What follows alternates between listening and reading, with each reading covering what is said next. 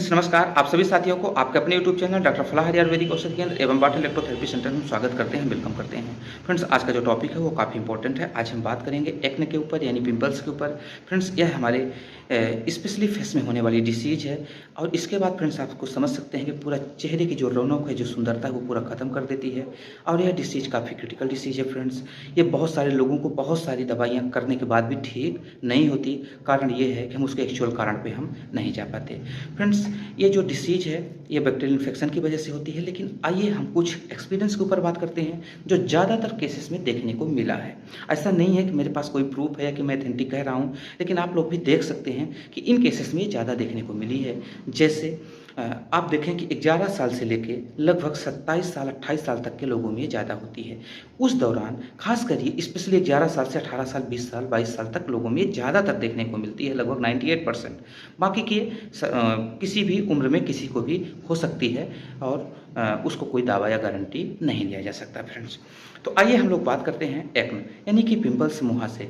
इसका जो सबसे बड़ा कारण फ्रेंड्स जो हमें लगा कि जैसे उम्र हमारी 11 साल के बाद होती है तो हम आते हैं युवा, यानी कि हमारे शरीर में परिवर्तन होना शुरू हो जाता है यंगस्टर का, यानी कि हमारे शरीर में बहुत सारे हार्मोनल चेंजेस आना शुरू हो जाते हैं क्योंकि हमारी शरीर अब बाल्यावस्था से जाके किशोरावस्था में आना शुरू होती है, यानी कि हम यंग एज में आना शुरू हो जाते हैं। उस दौरान हमारे शरीर में बहुत सारे नेचुरल हार्मोन का क्या होता है, एक्टिवेशन या कि चेंजेस होना शुरू हो जाता है। फ्रेंड्स जैसा कि आप देखें कि इस उम्र में बहुत सारे जो जेनाइटल ऑर्गन्स हैं वो एक्टिव होना शुरू हो जाते हैं।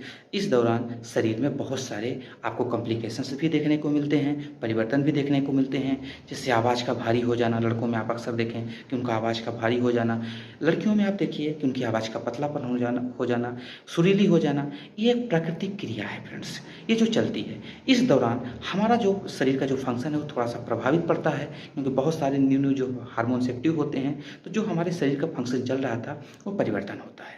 उस दौरान हमको अपना खान पान और रहन सहन बहुत अच्छे से मेंटेन करना पड़ेगा, तभी ठीक हो सकता है। सभी चीज़ें हमारे मानसिक संतुलन से लेकर शारीरिक संतुलन दोनों को बनाना पड़ता है। उस दौरान बच्चों को गाइडेंस की बहुत ज़्यादा ज़रूरत पड़ती है और उसके साथ साथ उनके रहन सहन खान पान को भी ध्यान देना पड़ता है। जैसा कि आप देखें फ्रेंड्स कि इस एज में बच्चा एकांत रहना पसंद करता है, वो किसी से मिलता जुलता भी नहीं है, उसको एकांत जगह ज़्यादा पसंद आती है या कि अपने समकक्ष लोगों के बीच में ज़्यादा बैठना पसंद करता है, क्योंकि कुछ ऐसी चीज़ें होती हैं जो वो परिवार से हट के सीखना चाहता है। आप लोग समझ सकते हैं, ये आप लोग पढ़ेंगे कभी चाइल्ड डेवलपमेंट एंड पैडागॉजी में तो आपको ये जानकारी मिलेगी, शिक्षा शास्त्र एवं बाल विकास एवं शिक्षा शास्त्र में। तो हम लोग पॉइंट में आते हैं, अपने थोड़ा सा टॉपिक से अपन हटे थे। फ्रेंड्स यह जो पिंपल्स है इसका जो कारण हमको देखने को मिला है, ज़्यादातर केसेस में ही देखने को मिला है, मुझे भी हुआ है। हम जब 9वीं में थे तो पिंपल्स बहुत तेज़ी के साथ आना शुरू हो गए थे, लगभग ये 12वीं तक थे, 3-4 साल तक बहुत ज़्यादा थे। उसके बाद जैसे जैसे गई तो ये ऑटोमेटिक दूर होते चले गए, किसी प्रकार का हमने कोई भी मेडिसिन लिया भी नहीं था, तो अपने आप ही ठीक होना शुरू हो गए। तो आगे हम बात करेंगे फ्रेंड्स जो साइंटिफिक रीज़न है इंडाइजेशन। इस दौरान हमारे शरीर में डाइजेस्टिव सिस्टम हमारा काम अच्छे से नहीं करता। अक्सर लोगों को देखें गैस बन रही है, पेट नहीं साफ हो रहा है, पेशाब संबंधी समस्या है। क्यों? क्योंकि इस कंडीशन में जो लोग होते हैं उनको खाने पीने का कोई टाइम नहीं होता, उनको आप समझ सकते हैं कि एकांतवास और इस चीज़ों की वजह से काफ़ी चीज़ें देखने को आपको मिलती है। दूसरा चीज़ फ्रेंड्स ब्लड इम्प्यूरिफिकेशन, ब्लड संक्रमण की वजह से भी ये चीज़ देखने को मिलता है, फूड पॉइजनिंग की वजह से देखने को मिलता है, ज़्यादा नॉन वेज एल्कोहलिज्म की वजह से भी देखने को मिलता है। इसके साथ साथ फ्रेंड्स और भी कॉन्स्टिपेशन हो गया और हार्मफुल जो डाइट हो गया उसकी वजह से भी हो गया। कई बार महिलाओं में ये समस्या मेंस्ट्रुअल डिसऑर्डर्स की वजह से भी होता है, कॉन्स्टिपेशन, मेंस्ट्रुअल डिसऑर्डर, ये कई चीज़ें हैं, किडनी फंक्शन की वजह से भी ये चीज़ें देखने को मिलती है। तो साथियों कारण कुछ भी हो सकता है, ये 3-4 कारण हमने बताया, कुछ एज चेंजेस बताया, ये भी हो सकते हैं, कुछ भी कारण हो सकते हैं। इसके लिए कोई दावा या गारंटी नहीं कर सकते कि किस वजह से हुआ है। लेकिन अब आइए जो बेहतरीन ट्रीटमेंट है, हम कैसे ठीक रह कर सकते हैं, हम उसके ऊपर बात करते हैं फ्रेंड्स। तो वो है, इसमें सबसे पहले इलेक्ट्रो होम्योपैथी की जो रेमेडी है S1 और C1 को D3 डायल्यूशन लीजिए 50 ml में, इनको 5-5 बार डालिए और इसके बाद रेक्टिफाइड एल्कोहल, डिस्टिल वाटर या कि बिसलरी वाटर जो आपके पास अवेलेबल हो, सबसे अच्छा बिसलरी वाटर, उसको आप डाल दीजिए। 50 स्ट्रोक दीजिए इसको और उसको 1 लीटर पानी में डालें और उस पानी को 50 बार स्टॉक दे दें। ये दवा बनने के बाद 50 स्टॉक देना है और फिर इसका 10 बूंद बनने के बाद 1 लीटर पानी में डालना है और उसको 50 स्टॉक देना है। स्टॉक का मतलब क्या होता है साथियों? ये नहीं होता। स्टॉक का मतलब इस तरीके से, या कि डायरेक्ट आप ऐसे रख के कर सकते हैं। तो किसी भी तरीके से आपको करना है, बस स्टोव का तरीका होना चाहिए बस। अब इसको करने के बाद जब प्यास लगे या कि जब पानी पीना है तो इसी को पीना है। दूसरा चीज़ फ्रेंड्स, सुबह उठें, इसको पानी को पिएँ यानी कि दवाई को लें, उसके आधे घंटे तक कुछ नहीं खाएँ और आधे घंटे बाद करीब 2 गिलास पानी को बॉयल करके उसमें थोड़ा-सा 5 से 10 बूंद तक नींबू का रस डालें और उसको ज़रूर पिएँ। क्यों? क्योंकि विटामिन सी बहुत अच्छा काम करती है इस केस के लिए, वो ब्लड प्यूरिफिकेशन में हेल्पफुल है, उसके साथ-साथ मुहासों में बहुत अच्छा वो काम करेगा।